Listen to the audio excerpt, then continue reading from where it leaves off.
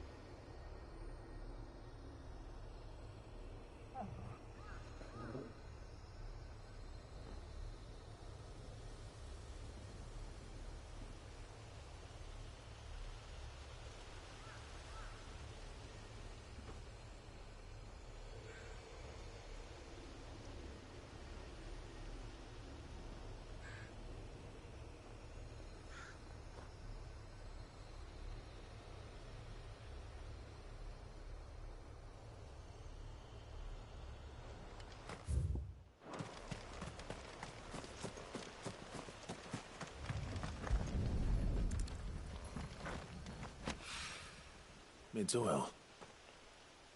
After what happened here, it's a miracle there was any left at all.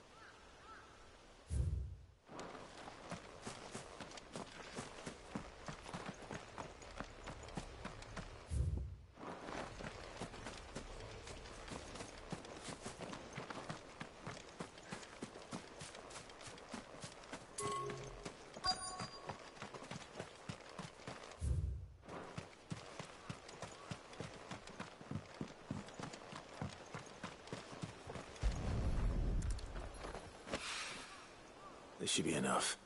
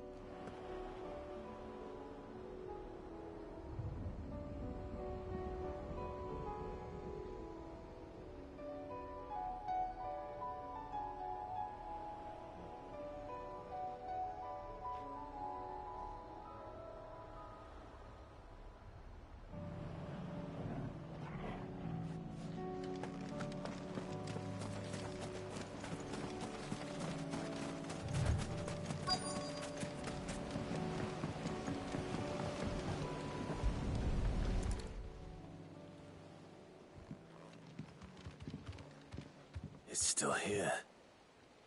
After all these years. A lot smaller than I remember. And you're a lot bigger. You might have to swim, boy.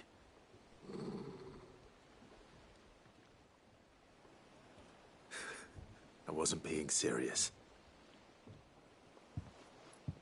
You two go on without me. I doubt that boat will hold a third. If you're sure, we won't be long. Hop in, boy.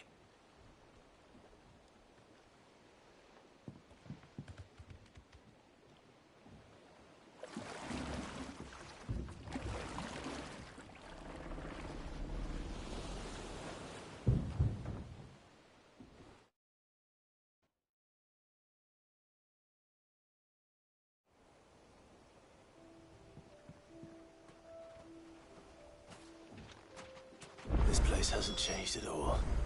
The rookery's right through those trees. Come on.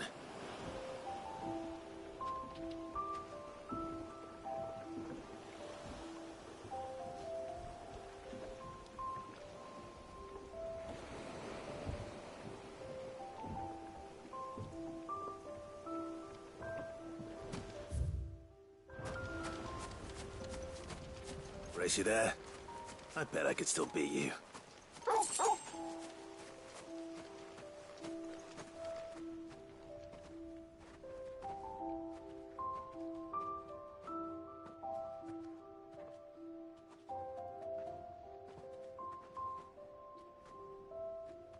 Here we are. This was our hideaway. Wasn't it, Torgal?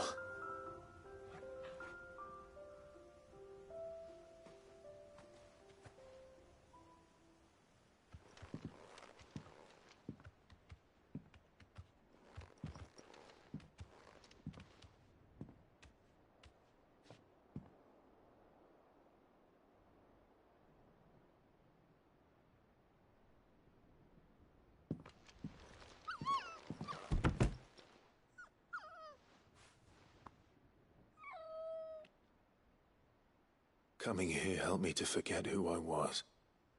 Or wasn't. Prince, shield. Son his mother could love.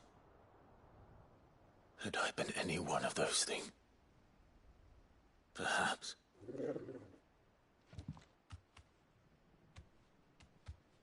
What is it, boy?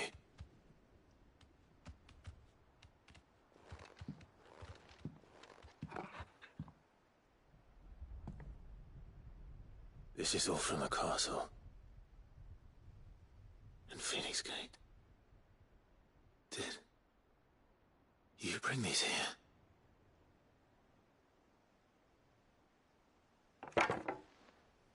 My sparring sword.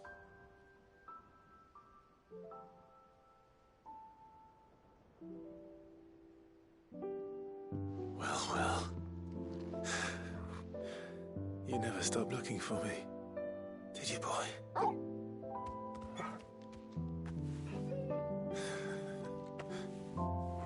Thank you, Torgal. For never giving up. For never forgetting. Aww.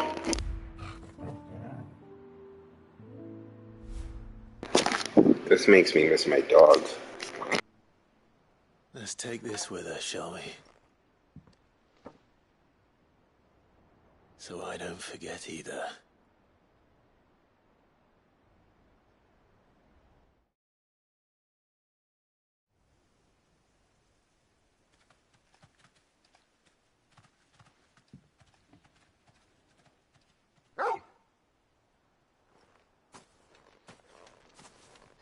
That's not the way back to the boat, Torgal. All right. I'm coming.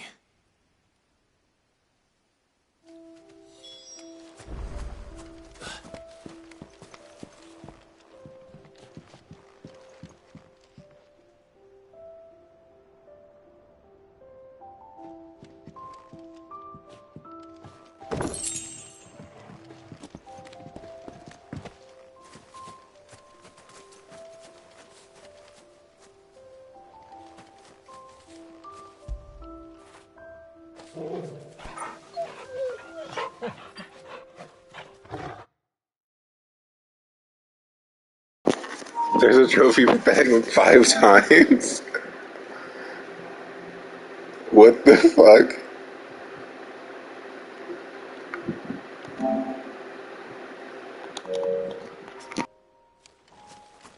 I think I know where we're going.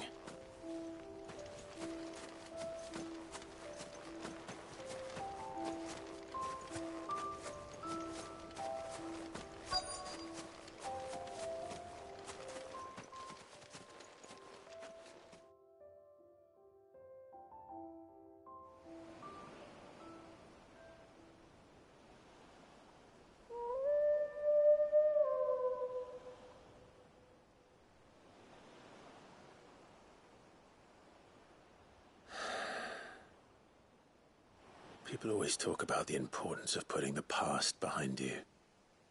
But without it, we wouldn't be who we are today. And we certainly couldn't steer our way to a better tomorrow. Come on, Torgal. Let's go home.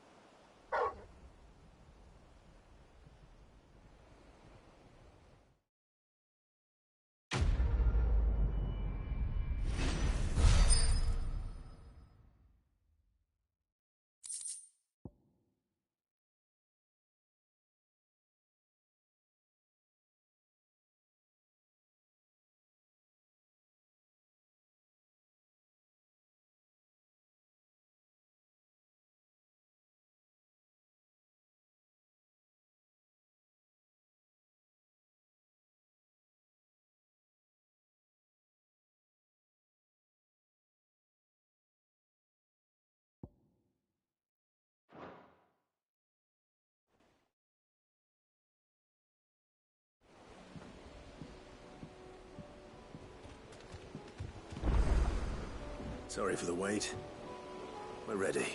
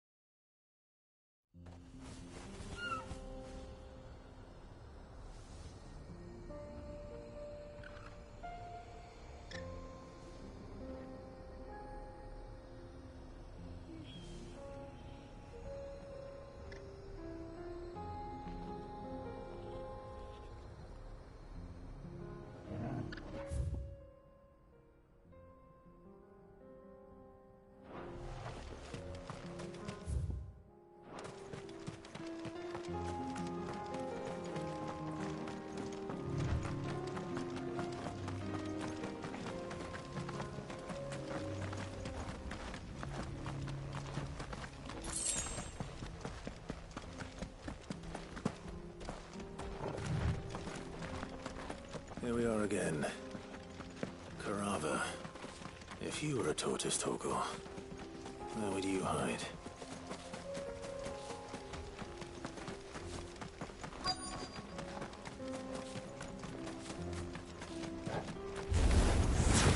Looks like we found him.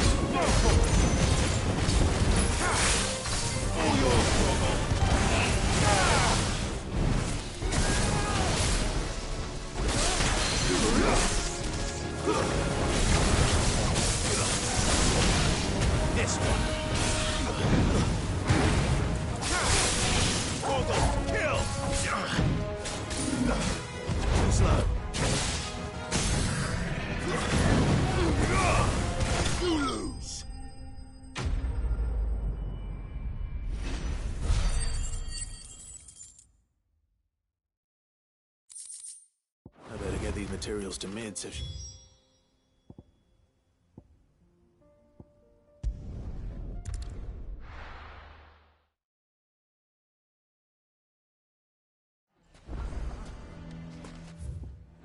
Why the hell would Victor take the bear?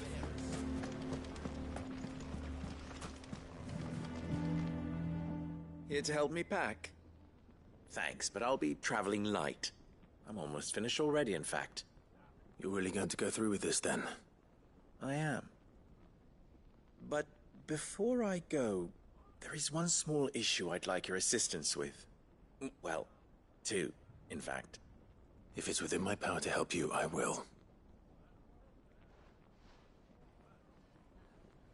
It's the children. I refuse to let them share in my disgrace. And if I leave them here, they surely will. Our friendship would see them ostracized forever. But I can't take them with me either. I can think of only one place where they are certain to be safe, and provided for, and loved. The Hideaway.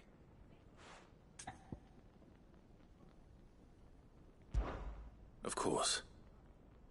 The children would be more than welcome. Thank you, Clive. I will not forget this. Lubor, are you still here? What is it, Ferda? You look pale. There's been a flood in the Velcroy, a damn big one. The League of Outlaws encampment was completely submerged in ether. What? Every last one of the bastards has turned. And they're headed this way. Bandits are one thing, but Akashic bandits are quite another. The town guard won't stand a chance against them. We need to evacuate. There's no time to lose. Ferda, gather the men. The Akashic may strike at any moment. We must make ready to cover the townspeople's escape. Well, what are you waiting for? Yes, my lord. Clive, change of plan. The children stay with me for now. I need you to find Conrad and Natalie. Tell them to prepare for a full and immediate evacuation. Understood. I'll do what I can to convince everyone else. Wish me luck.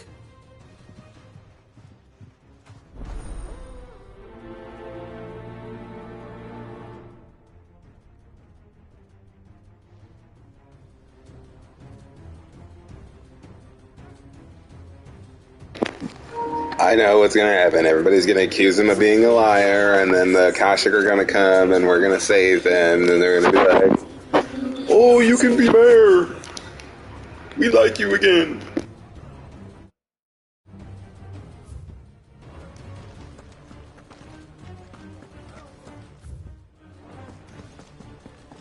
Why do they always have to make such a fuss out of it?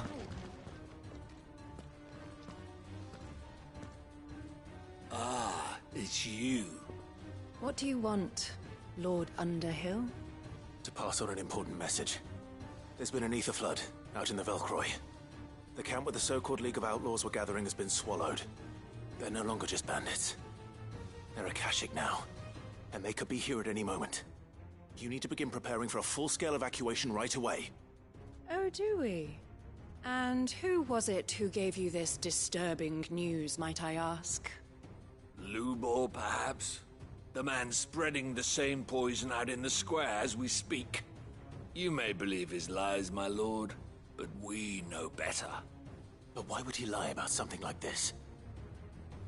Some twisted attempt at revenge. I fucking knew they were gonna accuse him of being a liar. I called it. I called it. A great honor for one of his kind. One he might well feel aggrieved at having been denied. Lord Underhill, forgive me, but it has become all too evident where your sympathies lie. Lubor cannot be trusted, and neither, therefore, can you. You may not trust me, but for the sake of your people, ask yourselves if there is any chance that this is true. There isn't. You can be certain of that. Now be off with you. You're making a mistake. Come, Clive. If our words will not move them, then we must find another way to help save the town. You're right. Let's speak to Lord Ferda. You lied about being one of us? And you're lying now. I think we'd better shut up. What's Lubor raving about now?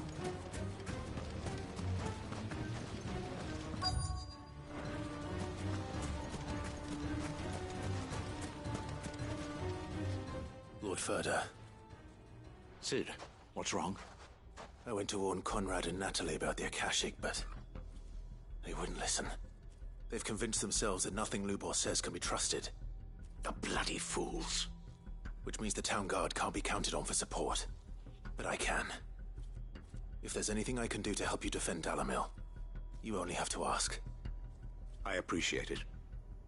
Sid! Further! I've been looking for you everywhere. Victor, I thought you'd left.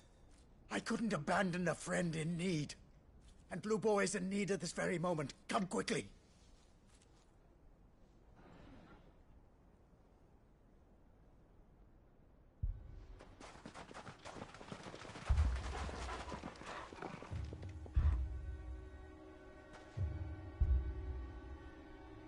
You have to believe me! The Akashic are coming! They don't eat, they don't sleep, they don't tire, and they don't care who they kill. They're unlike anything that's come before. There won't be no parley, no mercy granted!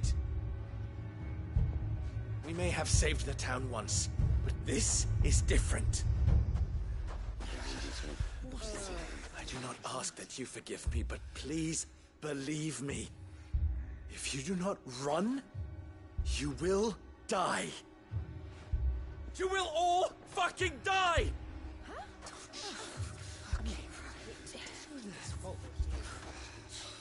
You'd like that, wouldn't you, bearer? Yeah, with us out of the way, your kind will be free to claim Dalamil for yourselves. You who should run! Run, bearer! Yeah, run! Run! Far away! Just go on! Yeah. Yeah. Yes! Go on, then.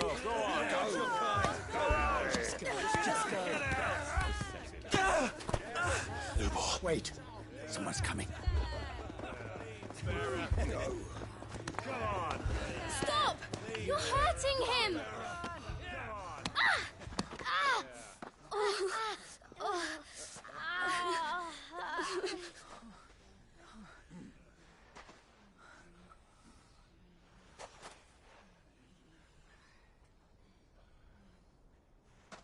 What did Lubor ever do to you?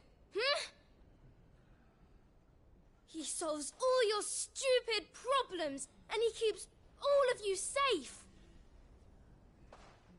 You know there's nothing he wouldn't do for this town. Who was it who made that cleaver you use every day, Conrad? And what about your counting table, Natalie? Who fixed that?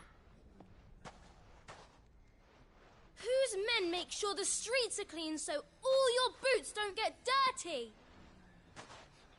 Who spends all day, every day making sure things run smoothly round here? And none of you ever say thank you. Ever. But did Lubor ever complain? Well, does he ever stop smiling? He keeps this whole place going. And you act like he doesn't even exist.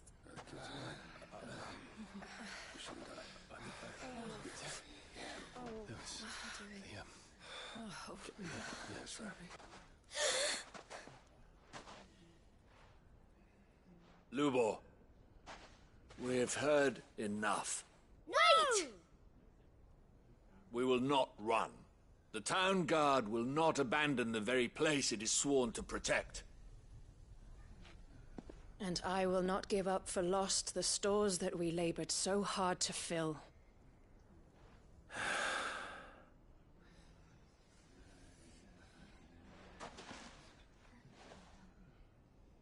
So tell us, how do you propose we deal with these Akashic of yours?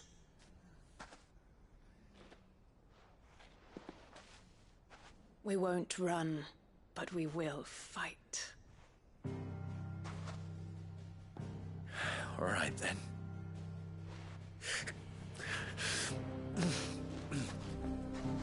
Fine.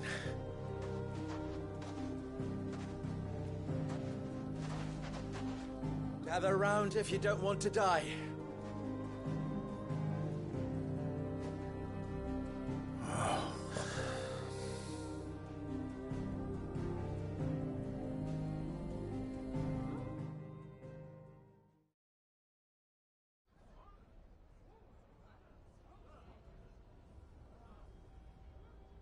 Allow me to explain the situation. The ether flood occurred near the village of Cheratina, deep in the Velcroy. The place had been abandoned for years, until the League of Outlaws decided to make it their base of operations. Now they're all turned, and if the scouts' reports are correct, heading in this direction. They are mindless monsters, driven only by hate and rage, and they are utterly unpredictable. With the bandits, we at least knew how and where they were likely to attack. When these creatures come, Dalamil will have the bitterest fight it has ever faced on its hands. The town guard will muster at the north gate. The rest of us will take the south. Both forces will provide men to serve as scouts and messengers, ready to spread word of the size and nature of the Akashic Force as soon as it is spotted. And as soon as it has been, we will converge on its position and see that it is driven back from Dalamil at all costs. Conrad, can I count on the support of the town guard? Always. I leave the selection and coordination of the messengers in your hands, Victor. And the command of our men in yours, Ferda. If you would both be so kind. Consider it done. As you wish. Natalie, I would ask that you and your people have the townsfolk barricade themselves inside the bathhouse. And tell the merchant not to waste time securing anything beside the essentials. Preserving life is our one and only concern. As long as we survive, it doesn't matter what trinkets we might lose. Our riches can be regained. And if anyone doubts that, let it be known that the Briar's Kiss stands ready to cover any losses. Very well. I shall tell them. Where do I fit into this plan? Where else but the most perilous place of all? I would like you to travel to the home of our erstwhile League of Outlaws, Cheratina itself. The main host is most likely still there, and Dalamil will not be safe until it is eradicated, root and branch. A little gardening. How pleasant. I doubt it. I have a feeling these weeds will be particularly stubborn. Luckily, so am I. So you are. All right then, we all know what we have to do. Now it's simply a matter of doing it. For Dalamil.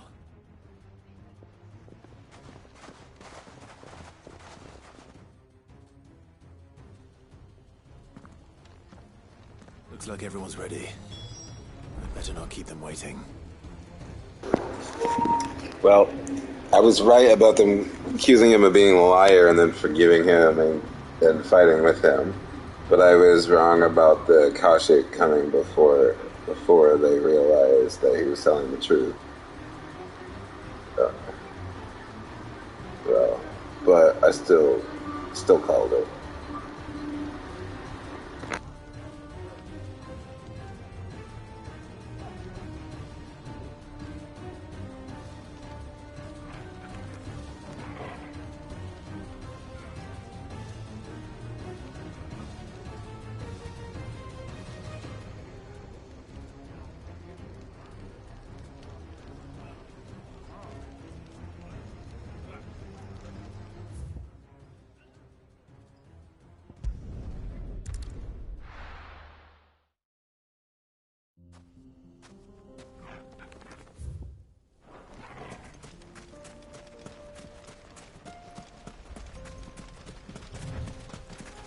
There it is. The flood. But what's waiting for us inside?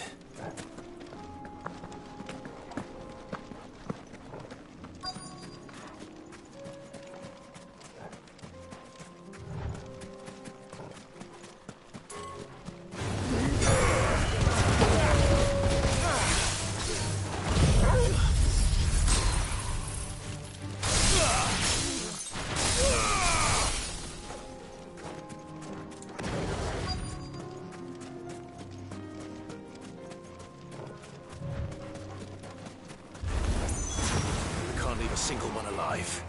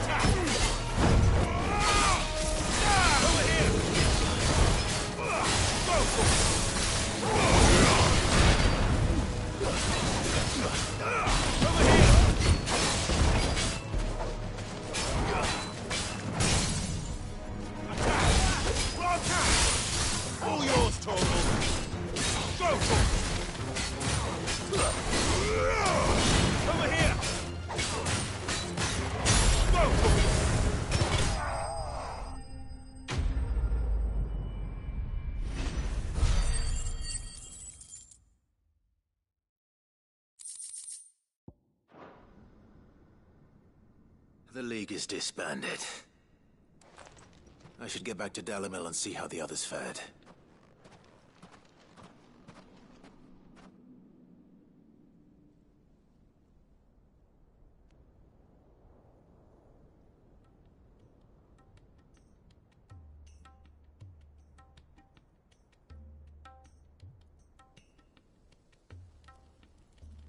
All the Akashic we were able to find have been dealt with.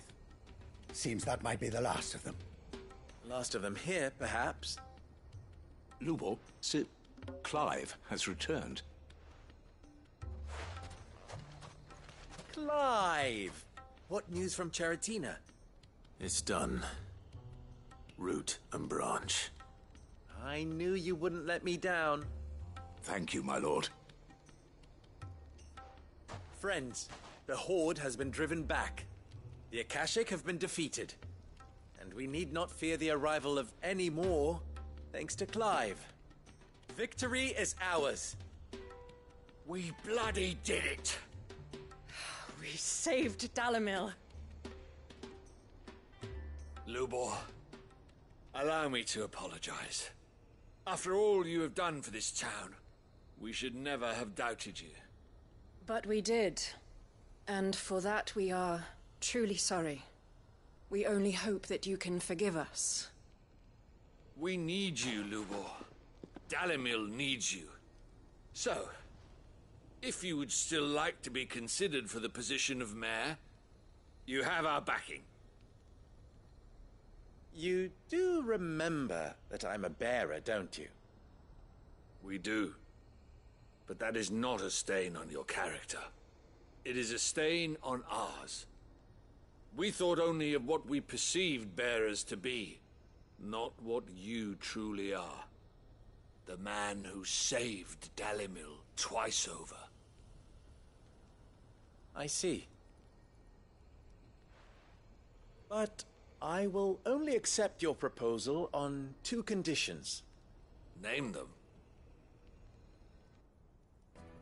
Firstly,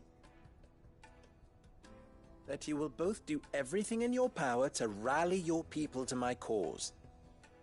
If If the Town Guard and the Merchants League do not accept my leadership, it will be doomed from the start.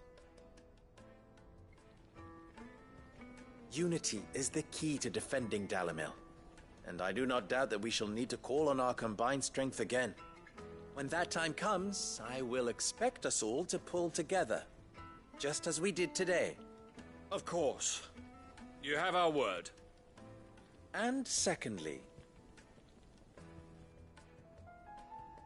you will accept that if I am to lead you, the mistreatment of bearers must end here in Dalimil. Any bearer within our walls shall be afforded the same rights as any other citizen. They will not be judged by what they are, but who they are.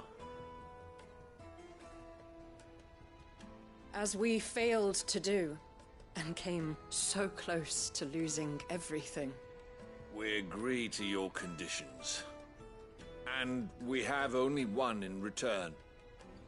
That you continue to work for the good of Dalimil, as you always have. Condition accepted. Well then, it seems my mayorship is all but confirmed. Do I get some sort of special hat?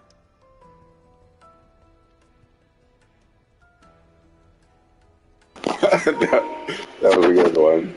Do I get some sort of special hat? Oh, I wish it had cut to him wearing like a mayoral hat or something. That would have been funny as fuck. Leaving Dalimil in disgrace. And now, I find myself her leader. Here. For everything.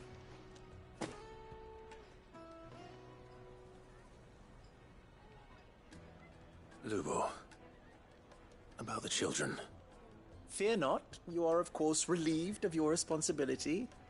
I would sooner face another horde of Akashic than see them brought up as outlaws. I'll make sure they're safe here. I don't doubt that you will. And not just the children, but everyone in Dalimil. I'll do my best. Can't have all your hard work going to waste.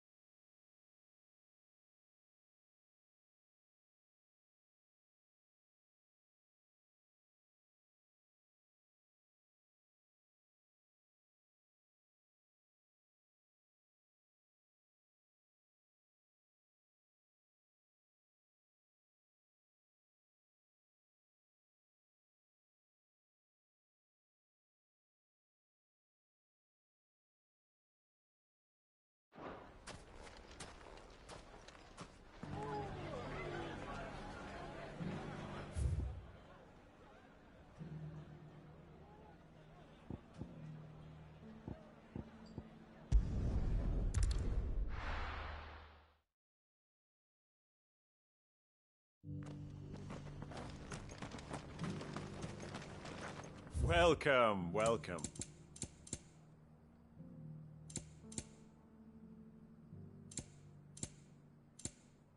Go safely.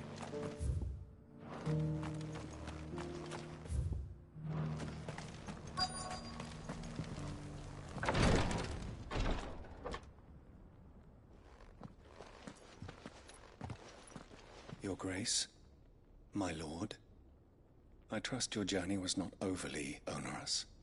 Cyril, you found a letter from Father? Yes, I have it here.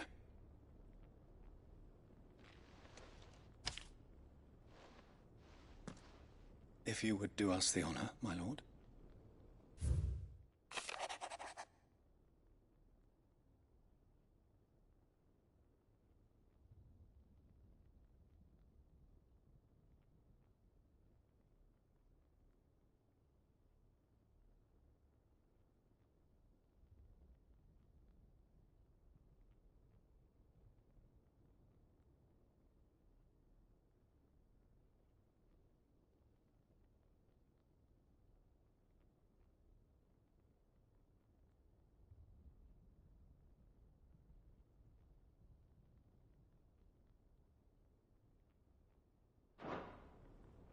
An inheritance. It would seem the late Archduke penned this missive shortly before his passing. The day before we left for Phoenix Gate. What are these plans he spoke of? His plans for the duchy, Your Grace. Your father entrusted them to my predecessor, the former bearer of the Burning Quill, who entrusted them in turn to me. The complete emancipation of bearers is their stated aim.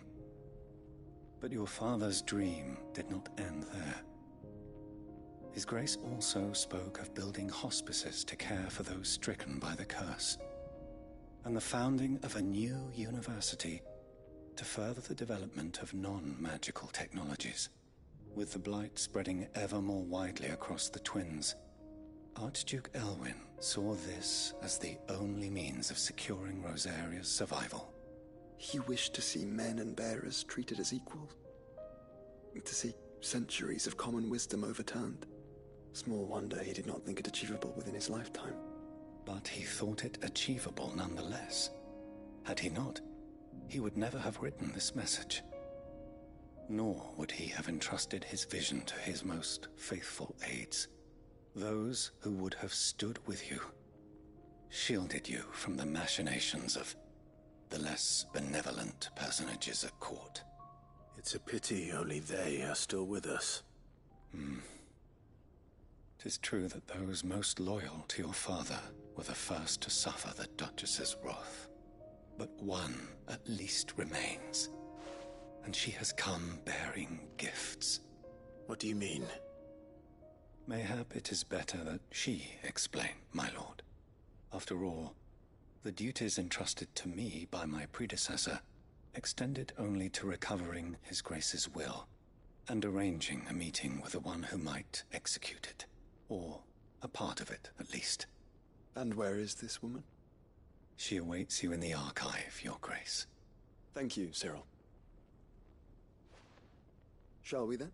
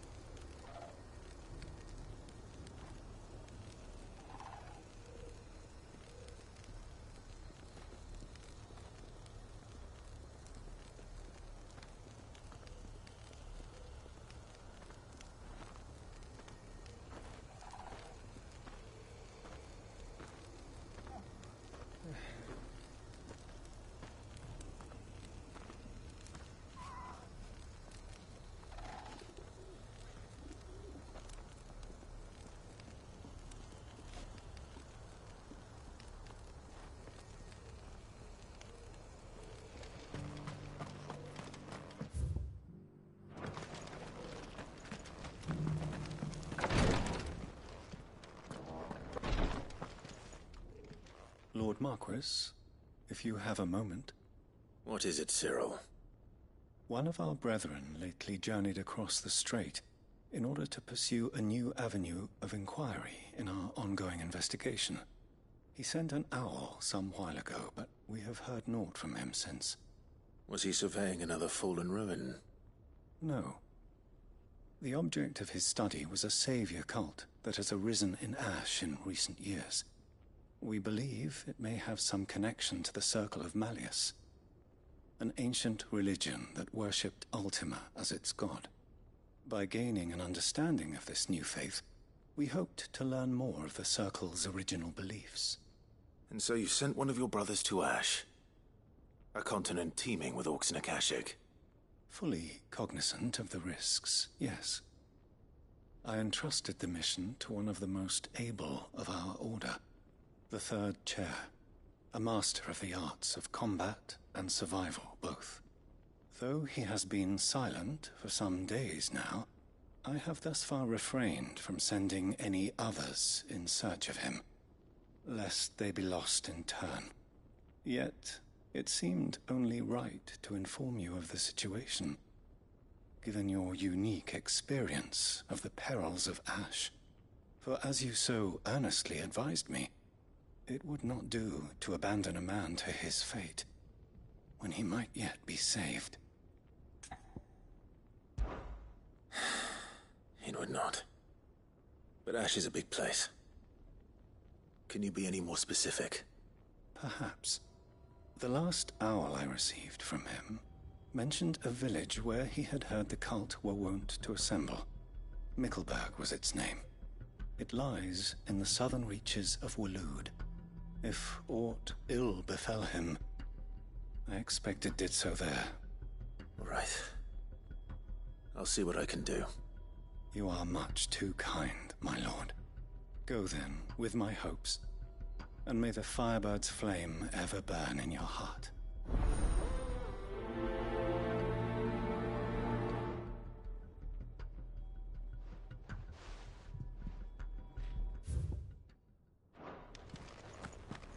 If this new faith really is an offshoot of the Circle of Malleus, Let's concentrate on finding the third chair first, shall we?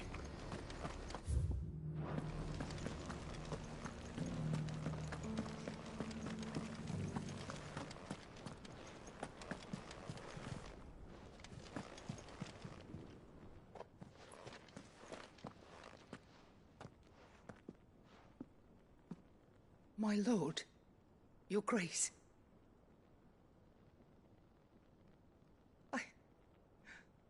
I hardly recognize you. I am Goditha, retainer of House Rosfield, loyal servant to the Phoenix and his shields. Your father, the Archduke Elwyn, entrusted me with the delivery of a gift. I only hope you can forgive my tardiness in bringing it to you. Lift up your head, Lady Goditha. You have our gratitude for your service to our house and to our father. I merely did my duty, as any proud Rosarian would. My lady. Perhaps you could explain a little more. What exactly is the gift you bring? As I'm sure you know, it has long been the custom for the children of House Rosfield to be presented with certain keepsakes upon their coming of age. Indeed it has. Our father often spoke of the day when our turn would come. And had he lived to see it, he would have presented you with the treasures I bear. Matching armbands for you both. Alas, he did not live. Indeed, he was taken from us even before they could be completed. He had intended to claim the Heartstone with which each armband was to be finished himself, but it was not to be. And his gifts remain incomplete. I see. It saddens me to bring them before you, as they are. It was your father's wish that you be presented with the finished articles, not these works in progress. But with his grace long since gone, and the stone left unclaimed, I had little choice. You are grown men now, and his house is yours. And while I would not presume to insist upon your claiming the Heartstone in his stead, I know that nothing would have pleased him more than for you to do so. Thank you, Lady Goditha. What say you, Clive? What else? Of course, my lady. May our father's will be done. Oh, I am much obliged. Do you know where we might find this Heartstone, my lady? I do. Though it may be a matter of a good deal more than simply happening upon it. It is found in the bellies of elder griffins, you see. We do at least know where to find one. A certain specimen has made its nest in Titan's Wake, not far from here. There's gonna be two of them, isn't there? You are most deceptive, Your Grace. She says, I found one, and I know the second one is gonna conveniently appear before me or something. Your father meant to slay. I have been tracking its movements since you were... Unless there's more than one in its belly for some reason. As men of House Rosfield, it would surely make your father proud. What say you, Joshua? What else?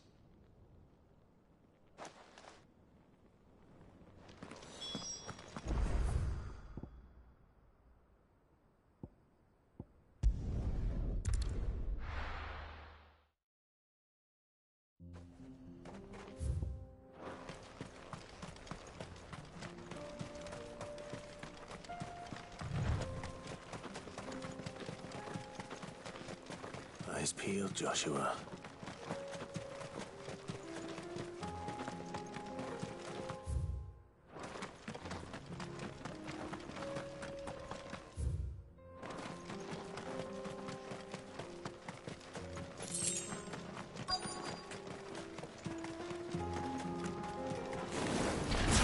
There it is. The House Rosfield.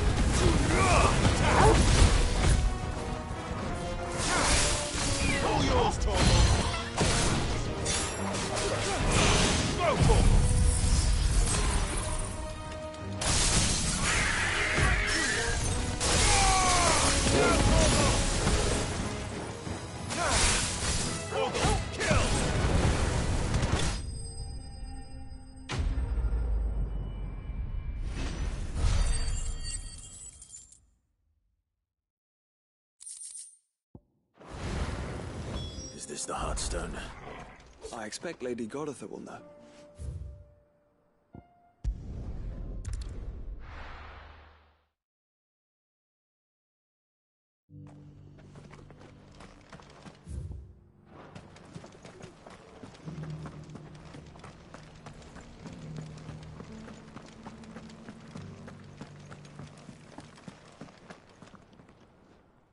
Thank the Founder you were safe.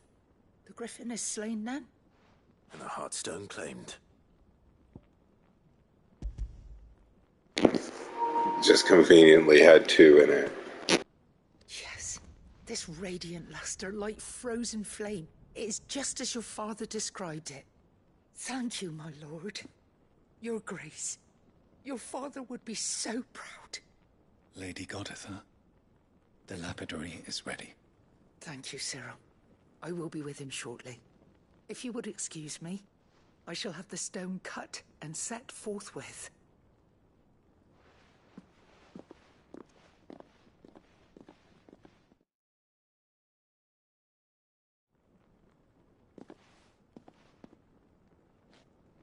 The armbands are complete. Pray, take them. Heartstone is harder and more enduring than garnet, or even ruby. It symbolizes unwavering will and devotion. And the graven vines encircling the stone represent the unbreakable bonds between you. It's a message. Father knew we had enemies both inside and outside the duchy. Enemies who would thwart his vision.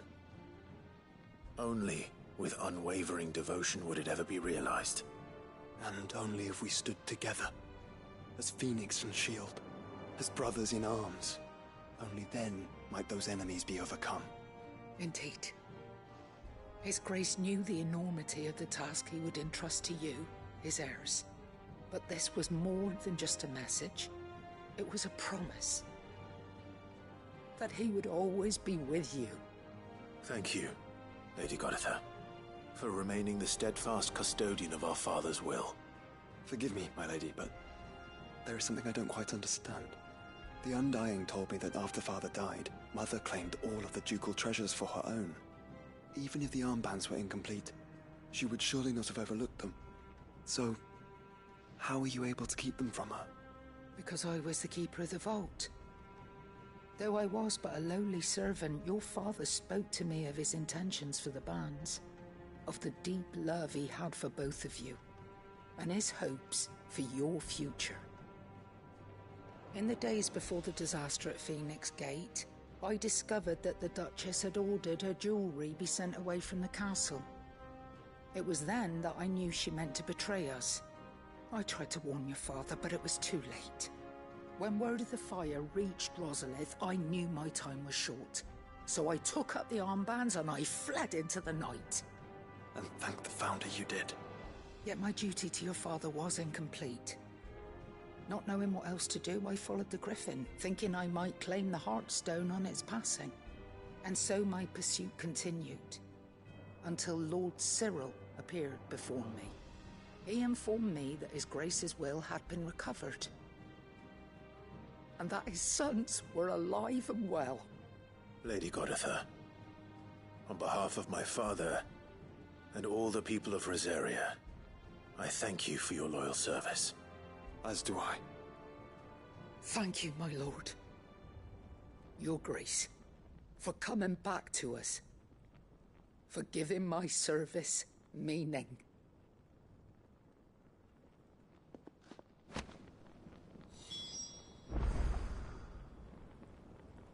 It's not even golden.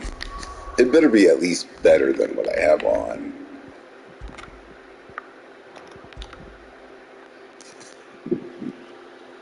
Okay, I lose 3 defense with it, but I get 18 more health. I don't know if that's worth it.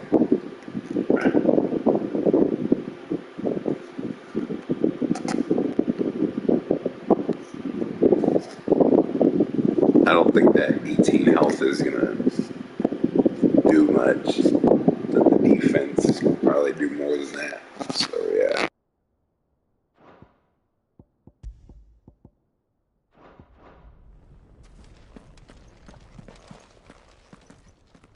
The bands suit you well. It must be gratifying to finally receive the inheritance that was denied you for so long. It is. And we thank you for the part you played, Cyril. If you would permit me to play my part a little longer, might I suggest that you make your way to your father's memorial atop Hawk's Cry Cliff? Let him see that you have received his blessing, and that his vision lives on in you. I suppose it would be churlish not to. What do you say, Clive? Shall we pay Father a visit? I think we should. I was hoping to be able to offer him my thanks before we left for Origin. Your father's helm is enshrined there. It has been since the day we recovered it from Phoenix Gate. I prithee claim it, for it too is a part of your inheritance, and I do not doubt that your father would prefer it in your hands than perched upon some lonely rock. Thank you, Cyril.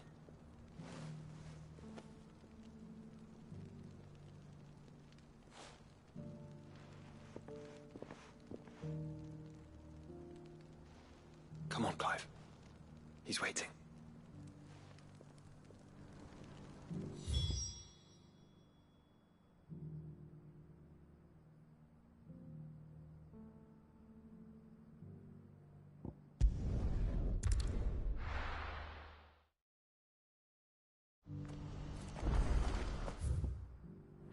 Do you see that too?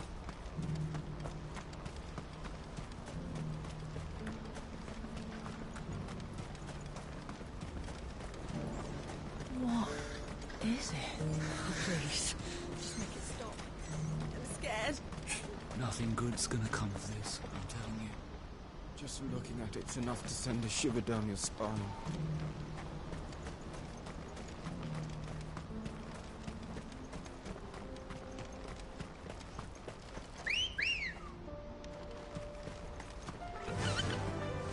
Faster!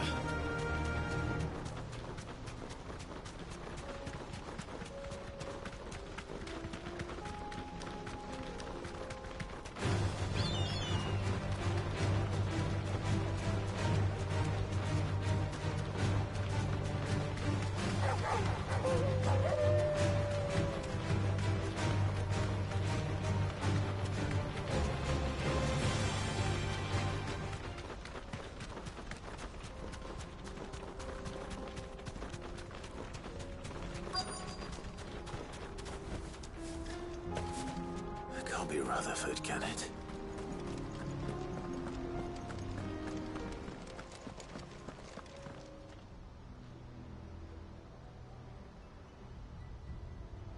Turncoats and cowards, the lot of you! If it's a fight you want, it's a fight you shall have! Allow me. I don't need your... Please, Field Marshal, oblige him. This won't take long. You're right. It won't. Men, finish him.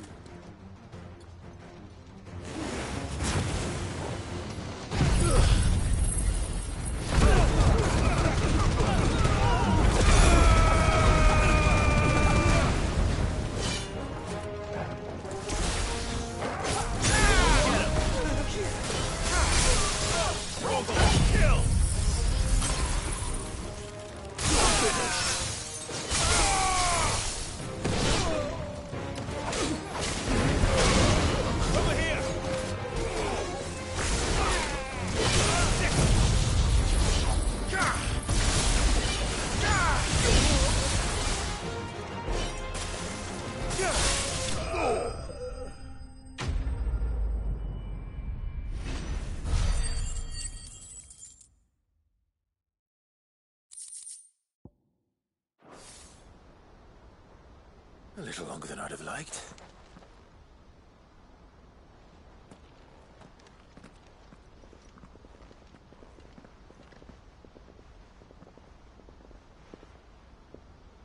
Field Marshal Havel, I presume. Are either of you injured? No, my lord. You arrived just as our escort turned on us. Fucking traitors! I'd heard reports of soldiers in the outlying regions abandoning the oaths they swore. But I hadn't thought the corruption had reached so close to the heart of the Republic. It's a fucking disgrace. Your interfering old bastard of an uncle tried to warn me, of course. My lord Marquis. Or is Sid the Outlaw more to your liking? Call me what you want. It doesn't change who I am. Or the urgency of the message I bring. My uncle has a plan to right the realm, and he needs your help to see it through. Before I agree to anything, I'd have you answer one question. What do you stand to gain from all this? I won't deny that I might benefit from further chaos. But I seek a new beginning for all of us.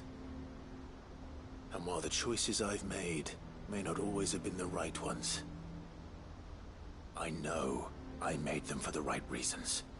For so long, so many of us have been told how we could live, how we could die, when it should have been our decision all along. Now, we have a chance to put things right. But in order to take it, we must stand together. Even if it be beside those with whom we don't see eye to eye.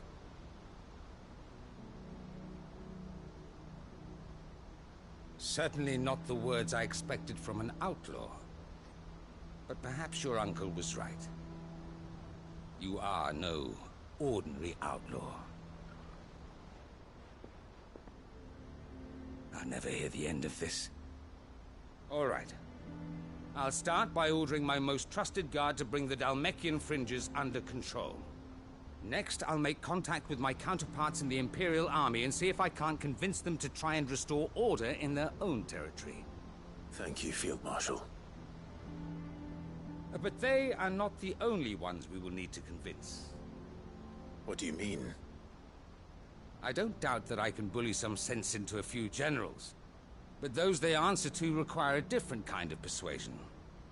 And when it comes to honeyed words, well, we will need an envoy. One who can court even the most stubborn of statesmen. You, perhaps. I'm flattered. But I'm no diplomat either. And I have other problems to attend to. What we need is a skilled arbitrator. And I may know just the person. Is that so? And would he happen to be an outlaw too? Of a different kind, perhaps. Beggars can't be choosers. I suppose we'll all have to find a little of the outlaw in ourselves if we're to make it through this. Very well. Send your man to me right away. I shall.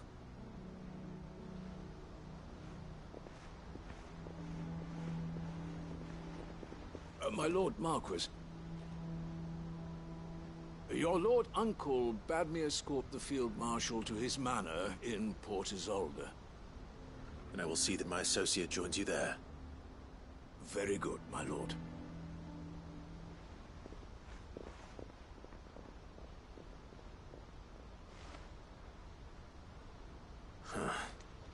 An envoy.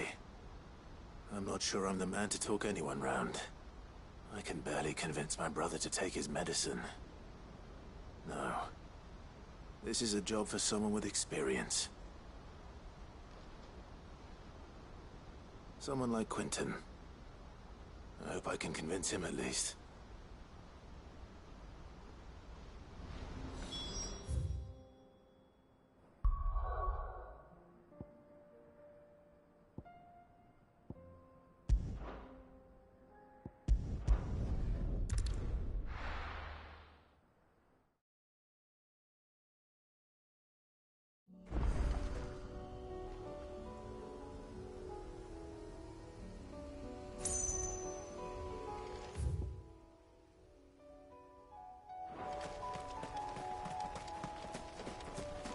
Unwavering will and an unbreakable bond. Do you really think we're strong enough? To save the world? Of course. To have overcome Father's political enemies. That I'm less certain. Especially knowing what we know now. What Mother was truly capable of. Perhaps these bands would have helped. Knowing he was with us would have made all the difference. Ogle, kill! Farewell!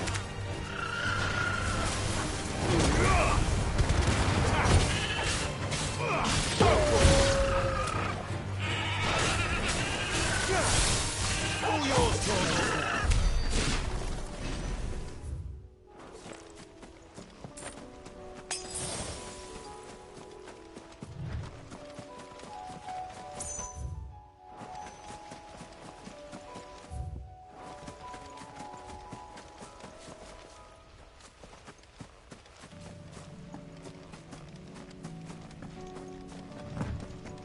It's just back there.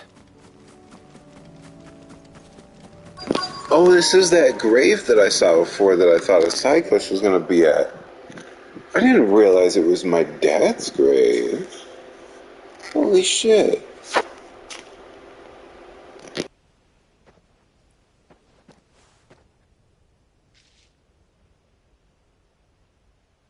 Father always fought for what he believed was right. It wasn't until that night at Phoenix Gate that I realized I had never fought for anything. I always had someone else to do the fighting for me.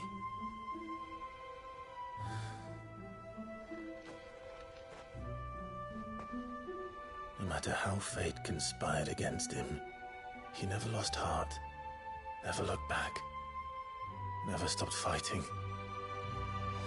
To me, he was the greatest of men. And I've been trying to live up to his ideals ever since.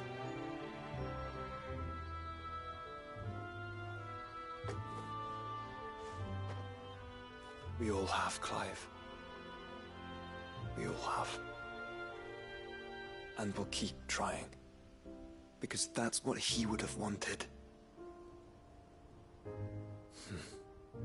What he would have done himself. Even if it meant standing against the very gods in the heavens. I shall be borrowing this, Father, if I may. That you might watch over us as we follow in your footsteps.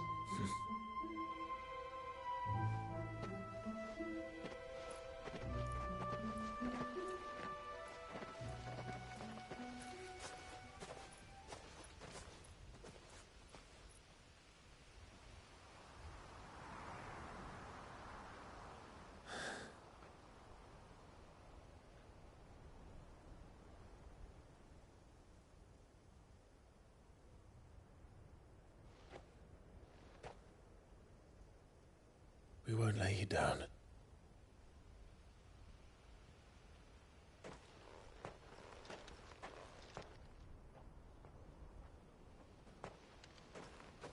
Onward then.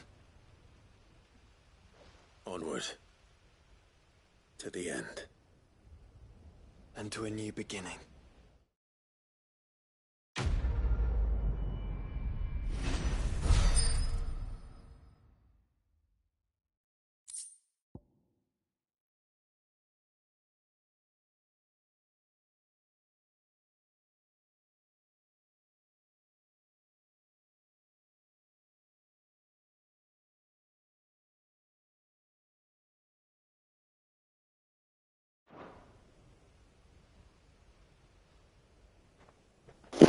It doesn't even, like, give me stats or anything. It's just a fucking collectible helmet.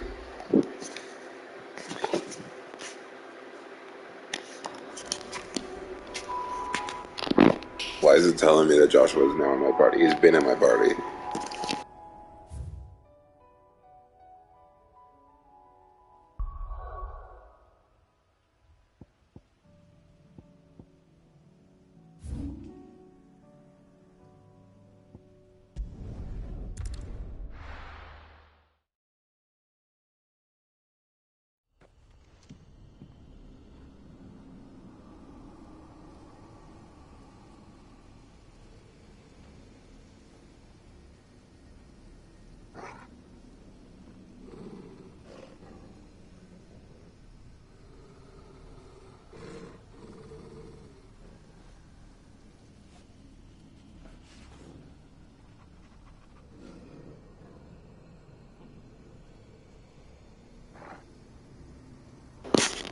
I wanted to finish the game tonight because I think I'm like at the end of the game, but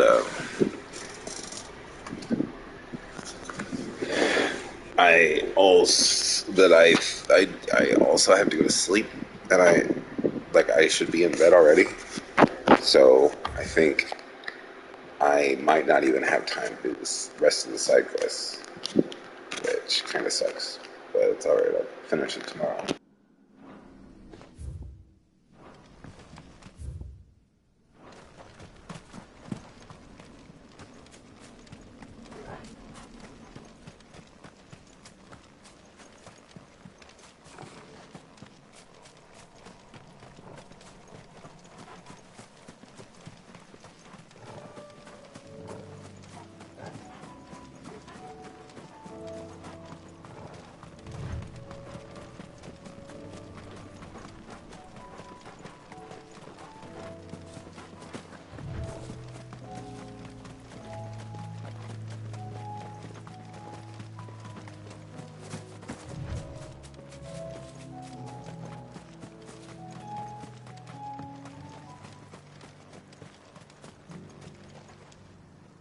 Quentin, I have a proposal for you.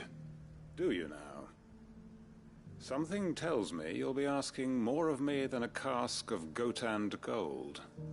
Go on then. Propose.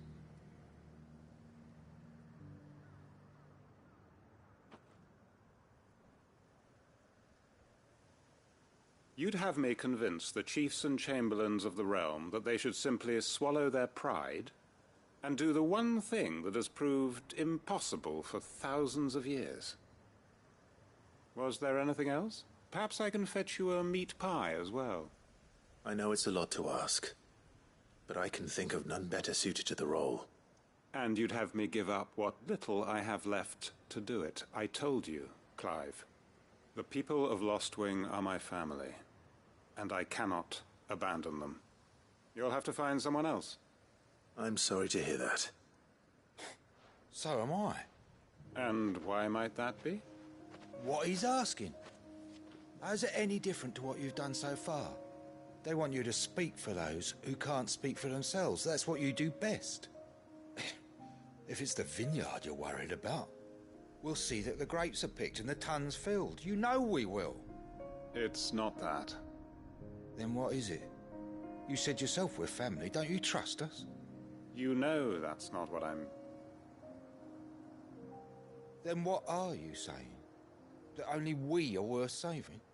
Why turn your back on everyone else? You convinced us we could build new lives for ourselves, and if you can do that, who's to say you couldn't convince the entire realm? A stirring argument. I fear that any rejoinder I make might fall somewhat flat by comparison. So you'll join us? Where do you need me? Field Marshal Havel will want to speak with you in person. He's currently in Port Isolde. I can arrange for a party of Cursebreakers to accompany you there. That would be very much appreciated. I hear the roads are far from safe these days. Hopefully not for long. My uncle will want to know that his plan is taking shape.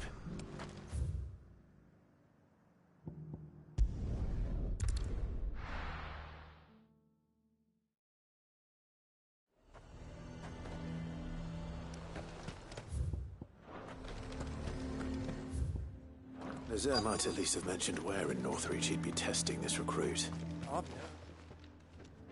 Well met, Sid. This is the initiate. Ember, present yourself. At your service, Master. Please, just Sid. There are no masters here. Your life is your own. Oh, of course. Thank you, Sid. The sergeant says you'll be evaluating me at my trial. To become a scout, yes. You are aware of the dangers inherent in that role. I am. But I swore I'd face them. Just like the man who saved my life. And who would that be? Gav. It was him who found me and freed me. No magic, no support, just one man and his nose. Came and sniffed me out. It taught me what one man can do if he puts his mind to it. And I've been training ever since, so that one day I can be someone's saviour, just like Gav was mine. I'm sure he'd be flattered. You clearly have good intentions, Ember. And it sounds like you're under no illusions. Stick to this path and you'll make a fine Cursebreaker. So, what? Have I passed? You haven't even started yet. Now listen.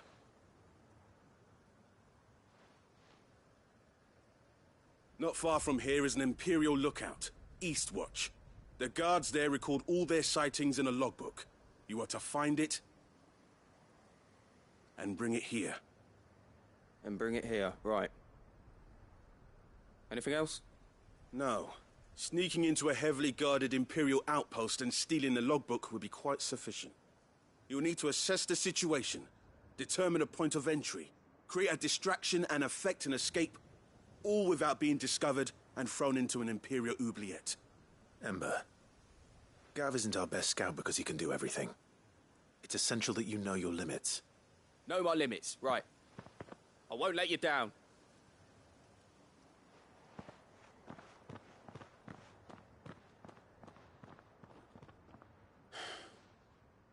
It shouldn't be as dangerous as I made out. But keep a weather eye on him all the same, would you? On my way. All right, Ember. Impress me.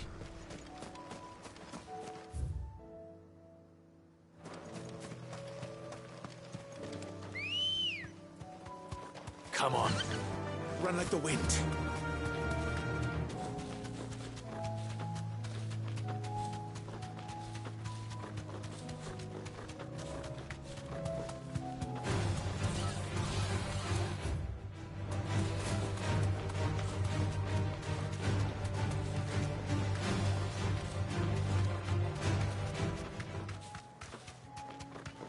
These are clean kills. Perhaps young Ember really is ready. Or maybe not.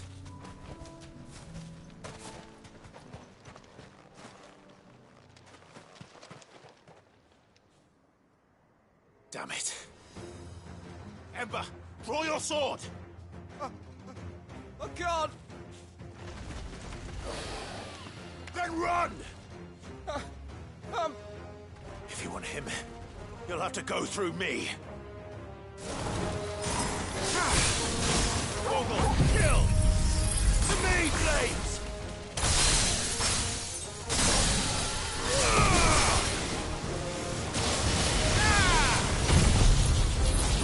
Get him!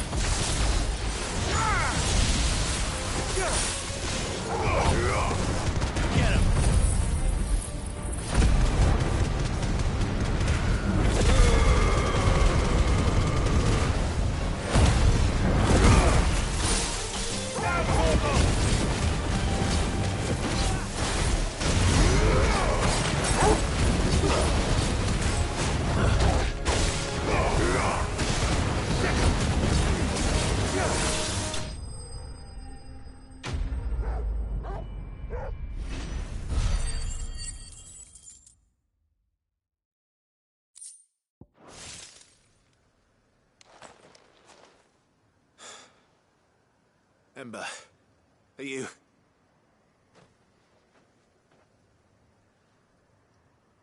Gone. Of course. Scouts really are a rare breed. Back to Northreach it is then.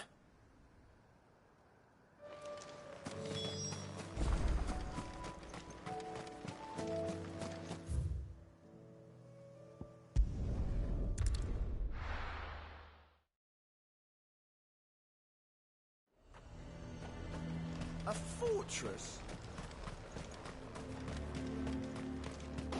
He's gonna have done it anyway while he was distracting the dragon or something.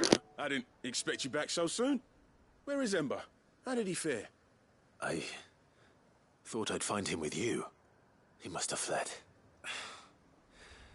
I followed him to Eastwatch, where I found him being set upon by a wild Avis.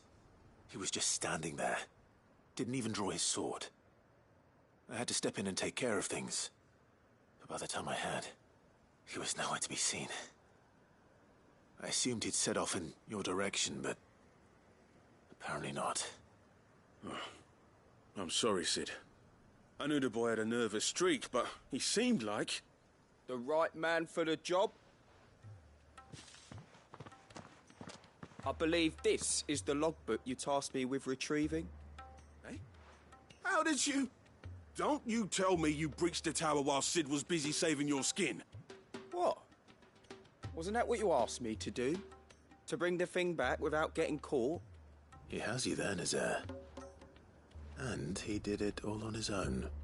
But Sid, he did what he thought was best. And now I have to decide whether I agree. Of course. We'll await your evaluation back at the hideaway. Don't you leave my sight. Yes, Sergeant.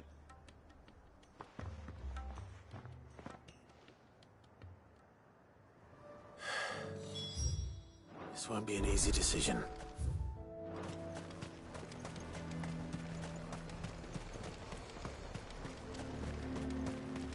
The garrison is threatening to pull their sentries from the markets. I would speak with this Duke. I saw the captain just now. town needs you.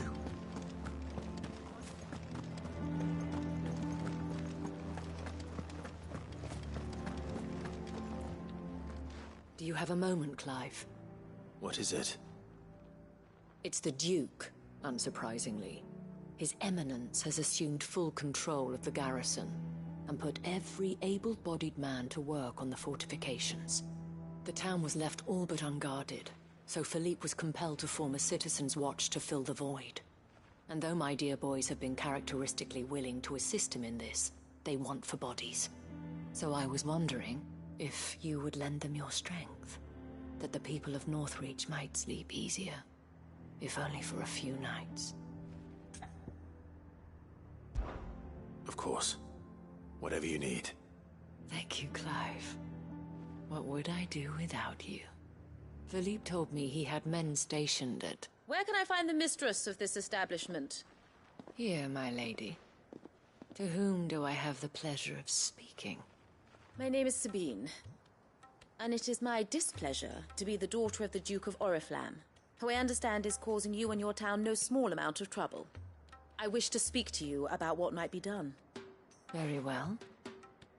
Let us speak. I trust you'll forgive me, Clive. Absolutely. Our conversation can wait. Please, proceed.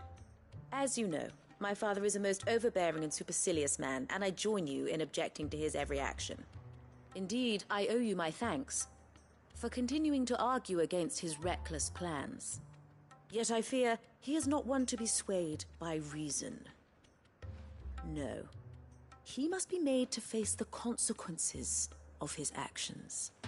And who would make him do this? I would. Myself and several other like-minded individuals. Were you to join us, we would surely have the strength to drive him from Northreach for good. Does that not seem a trifle... drastic? Drastic action is precisely what is called for. Unless you are content to see your people downtrodden and dispossessed. My father would have it that citizens exist only to serve the Empire. That they should be forced to make every sacrifice to ensure her revival. But he is wrong.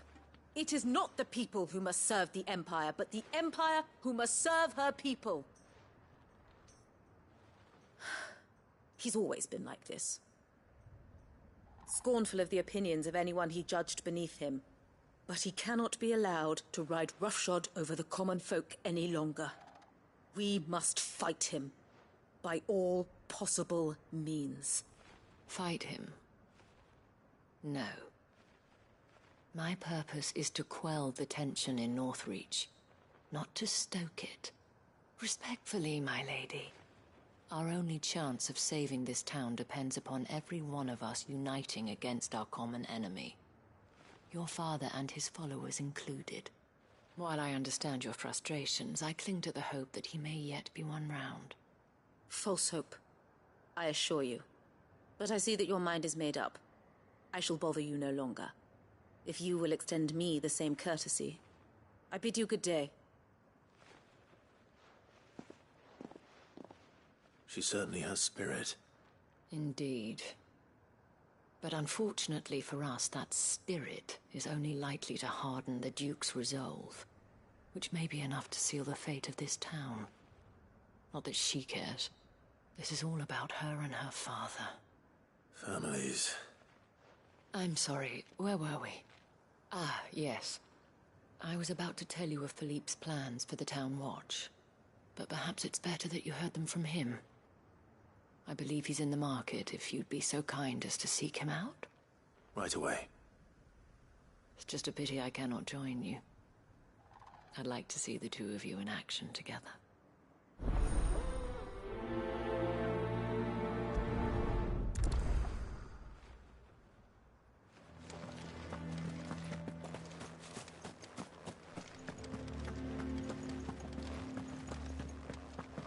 Your town needs you.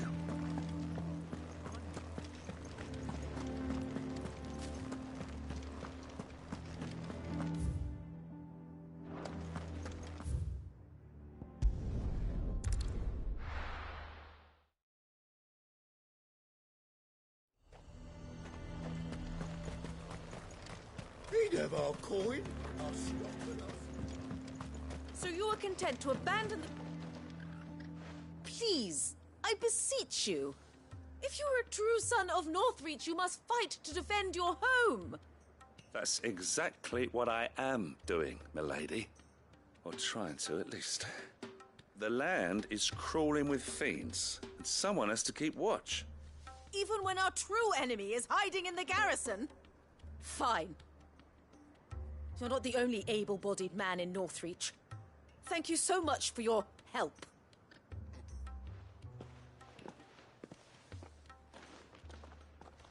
She cornered you too, then? Could hardly get a word in edgeways. Like father, like daughter, eh? She made an uninvited appearance at the Vale earlier, hoping to convince the Dane to join her in fomenting rebellion. I bet that went well. Her ladyship seems to have a way with people. Anyway, what brings you here? Our mutual friend thought you might welcome some help. Oh, she did she? Right as always. In fact, you're just the man. We've had some reports, you see. Sightings of, you know what. They're back. Seems that way. All over, too. We haven't been able to confirm anything yet, but if you're willing, you could go and see what's what. Right. Where should I look?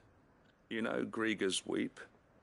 One of the sightings places them somewhere on its shores. I'm on my way. Thank you, Clive.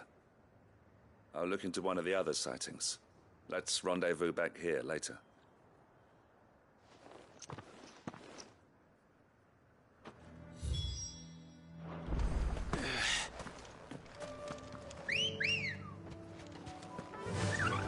Faster!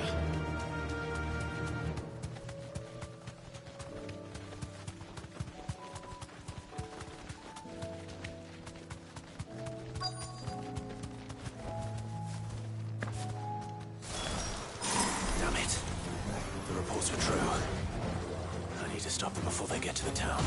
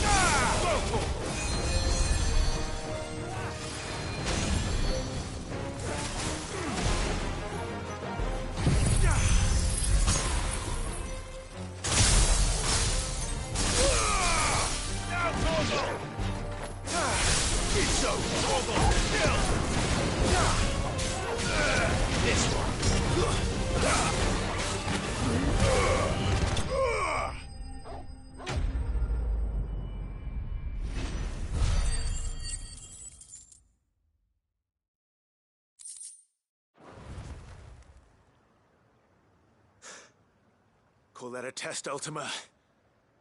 Clive, it's me. Are you all right?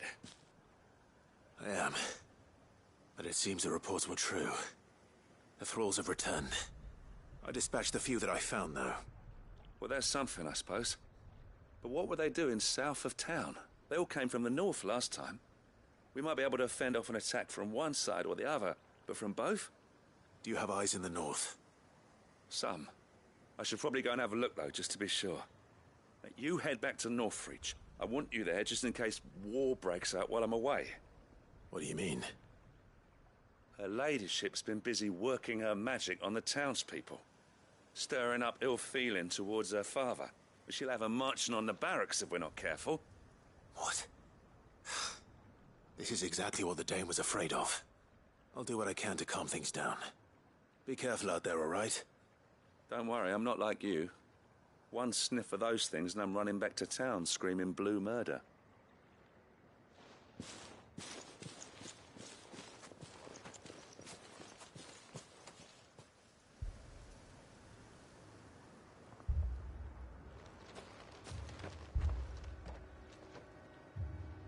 Do you not see, Father?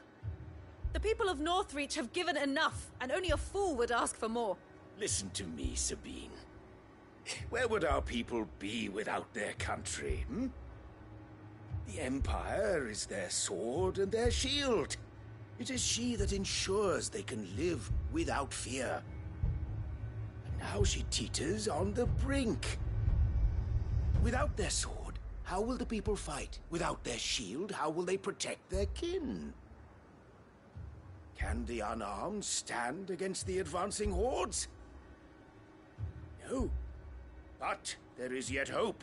A new shield, a new sword. A new empire. We can rebuild Sandbreck, just as Great Grieger wills it. Perhaps we could, Father. But we don't want to. Not if it is built on the broken backs of the people. Please, let us not quarrel in the street. You must see that no good will come of this. Our fight is not with each other, but with the threat that draws ever closer to our gates.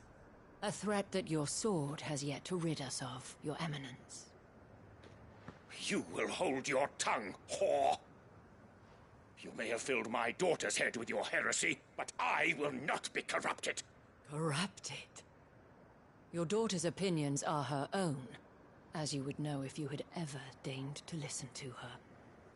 At least I hope they are your opinions, and not posturing born of a family feud. Northreach deserves better than that. Northreach deserves better than you, Carla. Yes, I know who you are. The slut of Twinside who bedded a Brandit. Jealous, are you? That a woman might choose a bearer over a pious man of Grieger. Clive!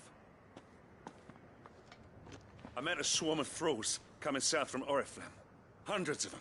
Too many to count. No. Work on the fortifications has scarcely begun.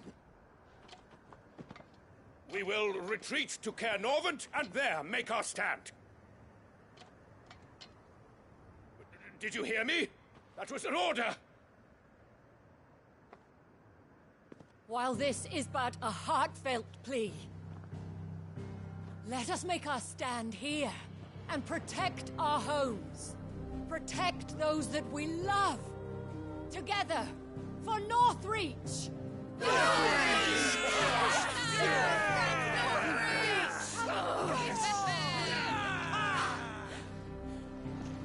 You heard the dame.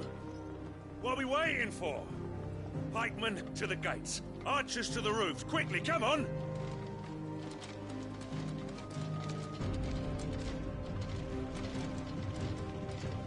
But she is but a common... whore, yes. And we'd follow her to the gates of hell.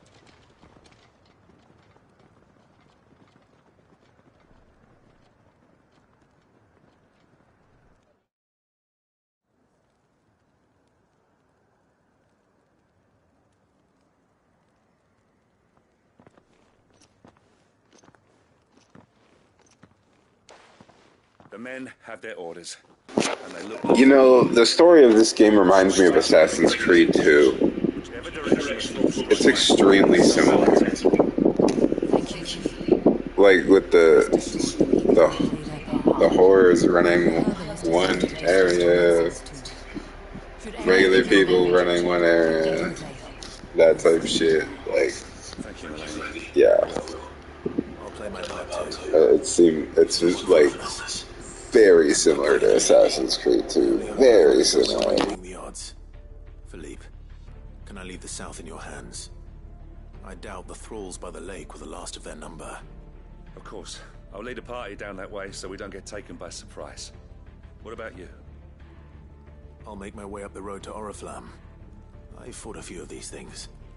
And while I can't promise to hold them all back, I should be able to thin the herd. All right. But take care. Thank you, both of you. You can thank us when it's over. Till then, madame.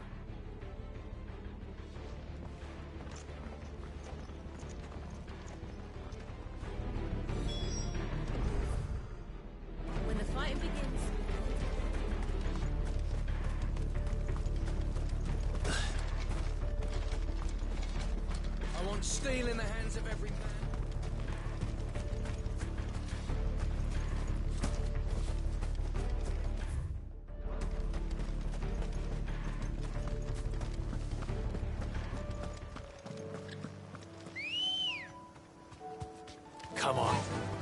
Run like the wind.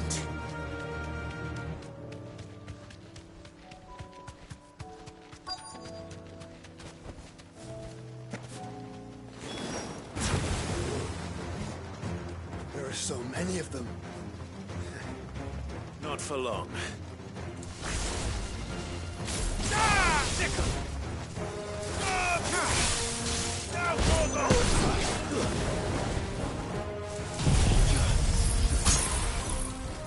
It's over. All yours, Torval. Go for it.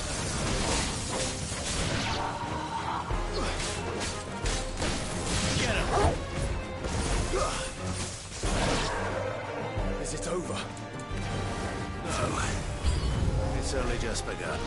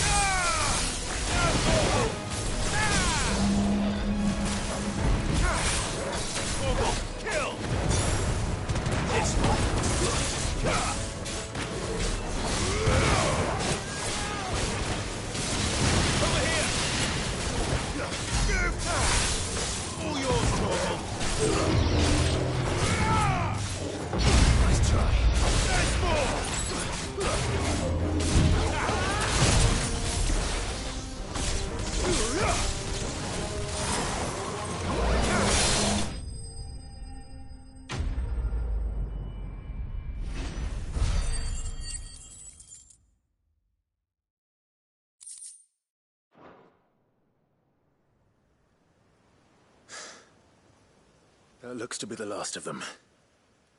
I wonder how the others fared. Better hurry back to town. Come on, Torgal.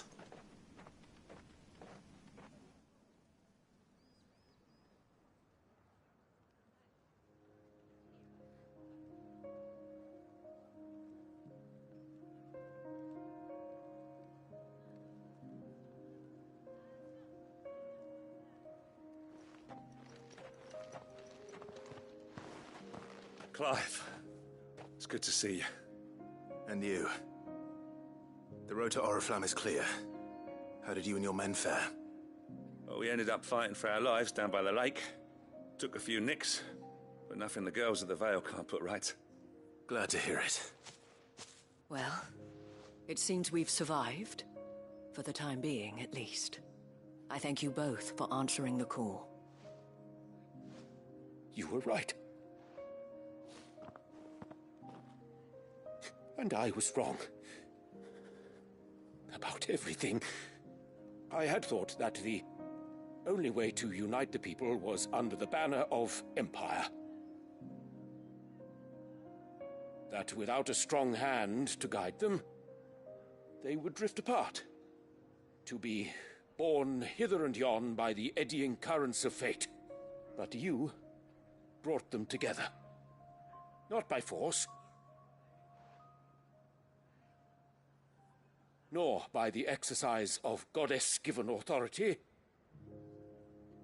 but by simply being one of them. By knowing what they feel, because you feel it yourself.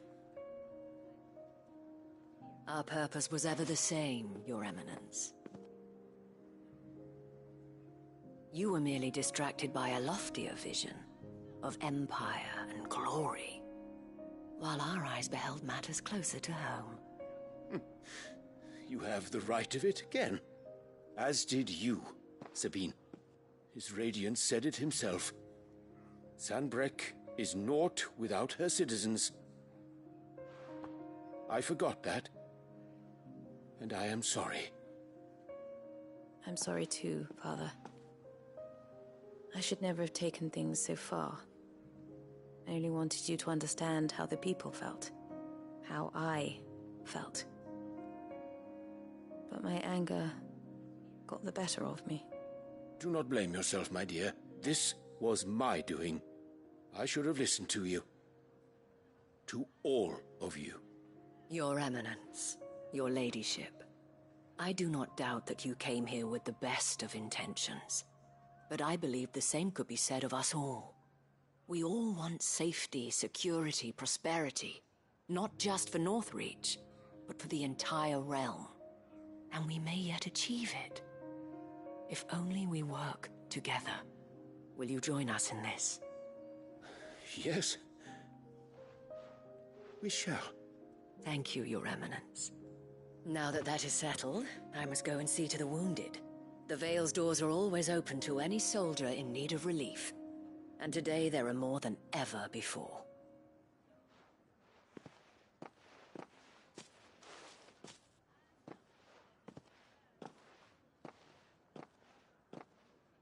Madame Isabel is a rare soul indeed. In these dark times, I see that it is not men like me who should lead the realm, but women like her. You're right. If only I'd listened to her when I had the chance. Forgive me for saying so, milady, but you still do. The dame said it herself. We can turn things around. We just have to work together. And that goes for you, too. You're one of us now. One of you? Well said, Captain. Let this be a new beginning. Not only for Sanbreque, but for us. Well, since there's nothing more to be done here, I should see if Isabel needs any help moving the wounded.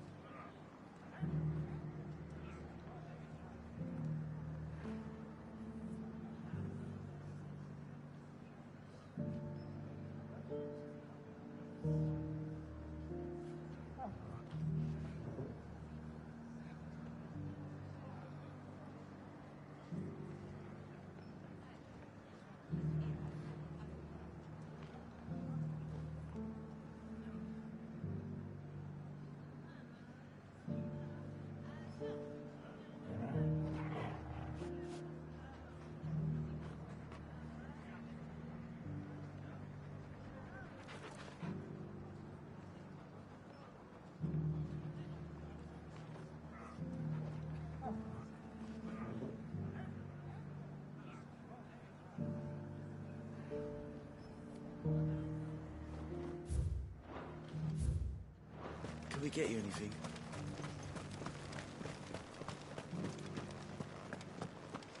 There's no need to worry any longer.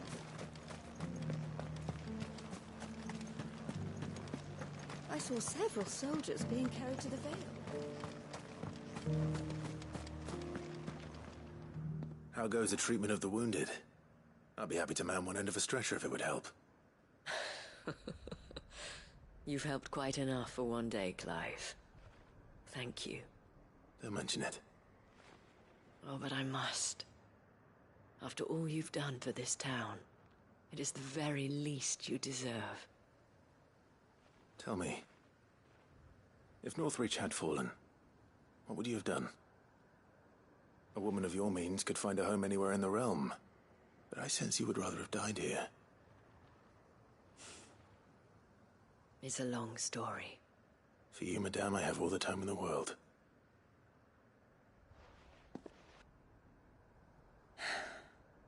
Very well. Long ago, I had a life in the Crystalline Dominion. I was Carla then, courtesan to the nobility. So sought after was I that it was only they who could afford my time. Alas, those halcyon days were not to last. For naive as I was, I fell in love with a bearer. He was my master's guard, the gentlest man I have ever known. After they discovered us together, he was whipped bloody and forbidden from ever looking at me again. And so we fled. Not that we had anywhere to flee to. We wandered, aimless and starving, half dreading, half praying that the next day would be our last. Until we found ourselves here, in Northreach. It was the Veil that took us in, that fed us, clothed us, and healed our hurts. Those that could be healed, at least. My love was already too far gone. He passed away. He did. Not long after we arrived. But at least we were able to share a few moments of peace before the end. It was the greatest gift I have ever received. But the generosity of this town and her people did not end there. The men and women of the Vale supported me through my grief. Shared in it, though I was still a stranger to them. They treated me like a sister. And so I swore that I would always do the same. That I would return the kindness that Northreach showed me. That I would repay my debt to the Vale.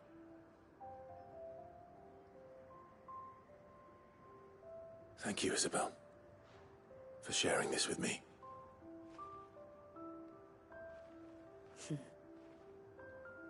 You're a lot like him, you know. Perhaps that is why I have such a soft spot for you.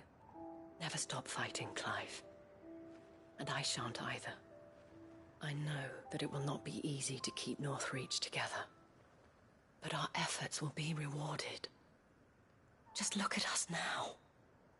The people, the soldiers, even the Duke of Oriflamme and his daughter, all united in defense of this town that we have come to call our home. And what of you?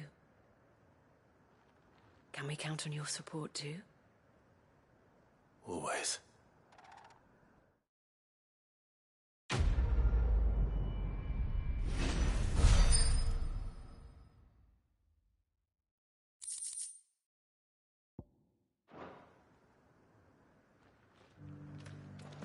We have brought Northreach together. Now the fight begins to keep her together. For if this town is to survive, we must all play our part. Including you, Clive.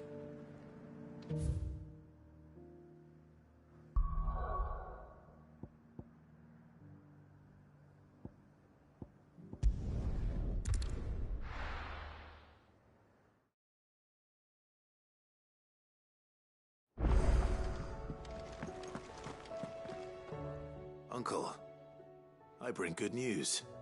The Field Marshal has agreed to your plan. Ha! Of course he has. I didn't doubt you for a moment, dear boy. Rutherford is accompanying him back to your manor in Porterzolder as we speak. They will await your return there. As will one other. One other? Who, exactly? Lord Havel was concerned that even if he could get the realm's armies to agree to an accord, he might not be as successful in convincing those with political power. He asked if I might have a solution, and I suggested a certain Imperial Lord Magistrate turned Liberator. One of your co-conspirators? Master Quinton would probably call me one of his, but yes. Another outlaw, then. Just the thing we need to put these rotten politicos in their places. Good thinking, Clive. I'm glad you approve. The more the merrier, eh? Uncle, assuming Havel and Quentin can solve our problem with the armies, you still haven't mentioned how we might manage the grain shortages. Oh, don't you worry, my boy. The 7 high houses will be seeing to that. They have all agreed to make the most generous of donations. Oh, of course, it did take a little persuasion, but luckily I had some unexpected help. From who? Why, you, my boy. Rumor has it that you rescued the Lady Ariane's head steward Rockford from a horde of bloodthirsty bandits. It was more of a handful. Well, the old battle axe was so pleased. She had a shipload of talents delivered to my private docks by the next new moon. And when the other houses saw the parsimonious old crone's purse strings finally loosen, they as good as tripped over themselves in the rush to follow suit. I'm happy to hear it. Now, I must be getting back to the manor. Join us there at your earliest convenience, would you? Of course, Uncle.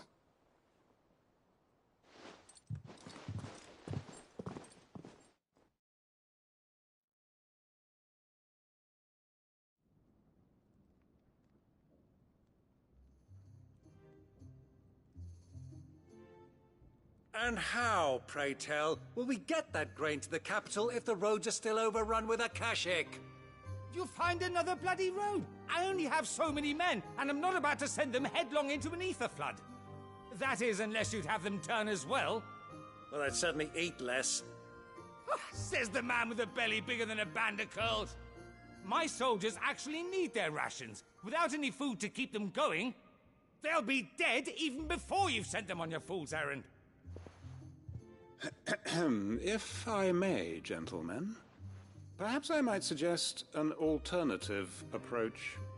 Though supply routes are indeed disrupted, there is no shortage of ships. Indeed, they bob away in every bay from here to Randalar, awaiting a safe haven. Allow them to make port and fill their bellies full of grain. And once those who crowd the cities are fed, ferry the displaced back to the countryside to work the fallow fields. But I'm sure that you wish to continue your discussion. Forgive the interruption. 2 such firm friends as yourselves need no help from the likes of me. Rutherford spoke fondly of the great bond between you. Us? Friends? I can't stand the man! Clive, I'm beginning to question the quality of the company you keep. And what kind of company were you expecting him to keep? The man's a criminal! Criminal? How dare you? You are not fit to breathe the same air as this fine, upstanding young gentleman. Upstanding? He calls himself Sid the Bloody Outlaw! Once more unto the breach.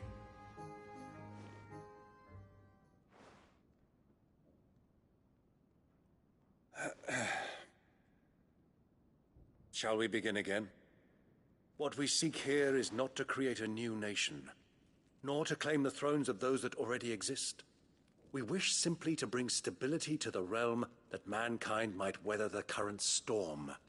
And to do that, we must convince those in power, the generals, the statesmen, the nobles, that our cause is just.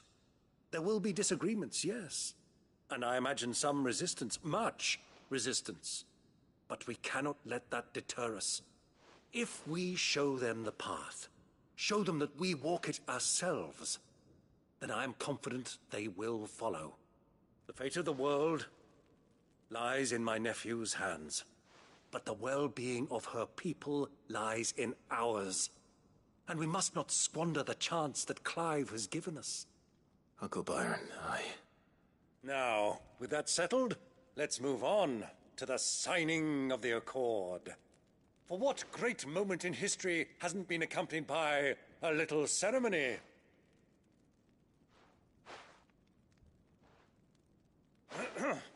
Citizens of Valisthea, I present to you the Triunity. Rutherford, Mike Will.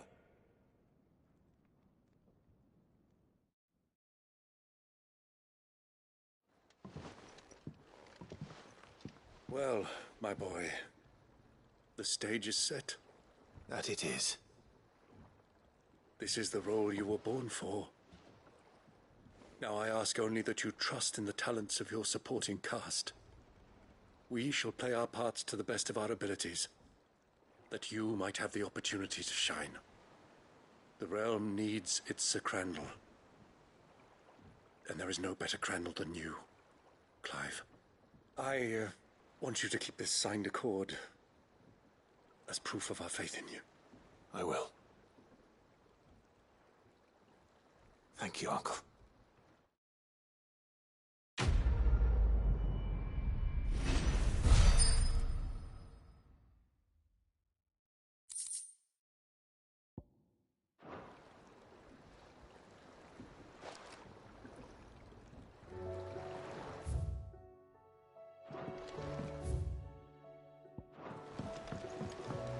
What do you think that thing is?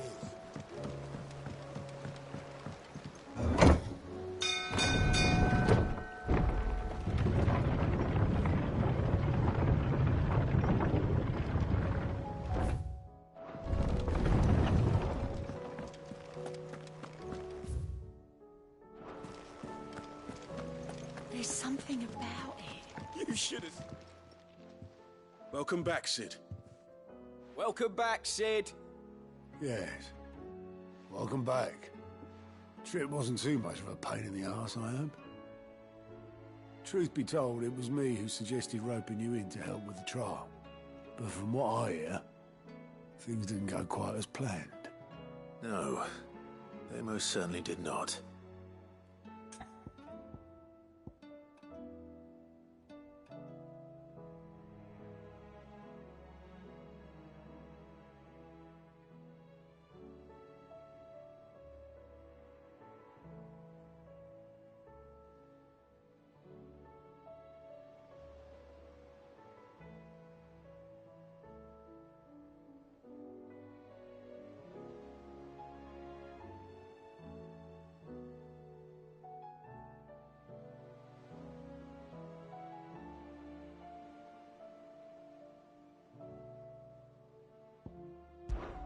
When faced with an unexpected foe, Ember froze. He did not run. He did not fight. Had I not been there, he would be dead. It would be too great a risk to send him out on a mission alone. Thank you, Sid, for your honest appraisal. Ember, you braved the tower and emerged unscathed. Yes, but only because Sid saved your skin. To me, that's no better than being caught red-handed. You failed the test. Wait, Sergeant. Ember still has much to learn, it's true.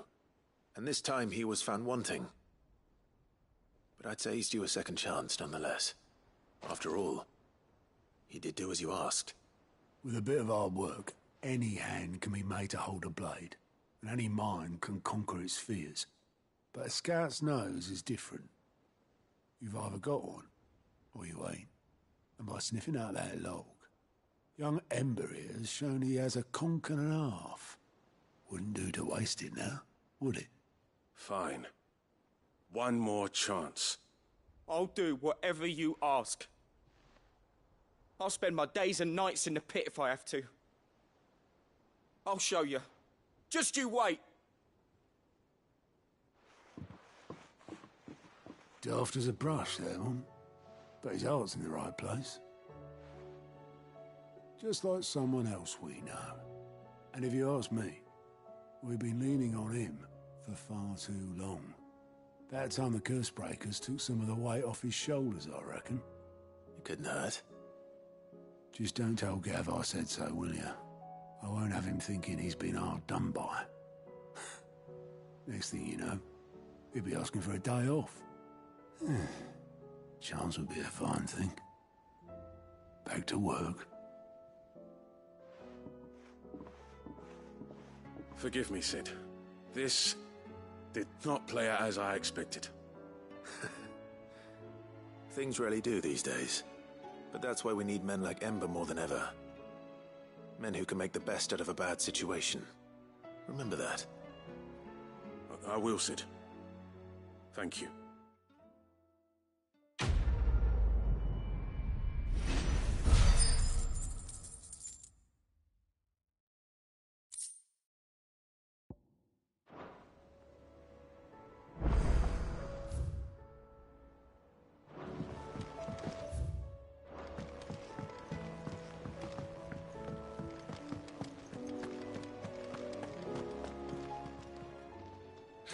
help you today, Clive? All yours. Come again.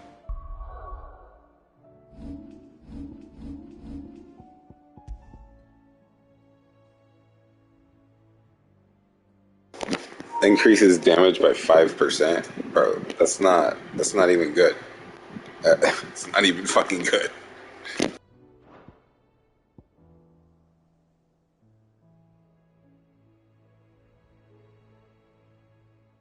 I may have more for you.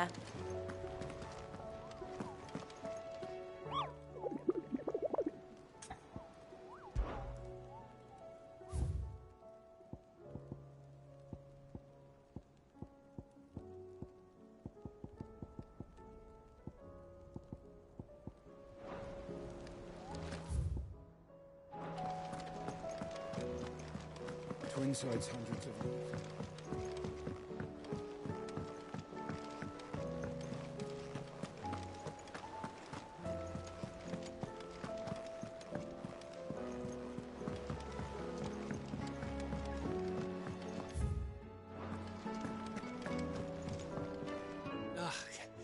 You alright? Something troubling you? No more than usual. It's just... Etta's baby will be coming soon, and I wanted to make something for it. I'm sure she'd like that. Back in the north, families would always make gifts when a bairn was on the way. Yeah, let the little tykes know they were welcome in their new homes, like. So, what's the problem? Well, the problem is that Etta's due any day now, and I don't know if I'll be ready in time.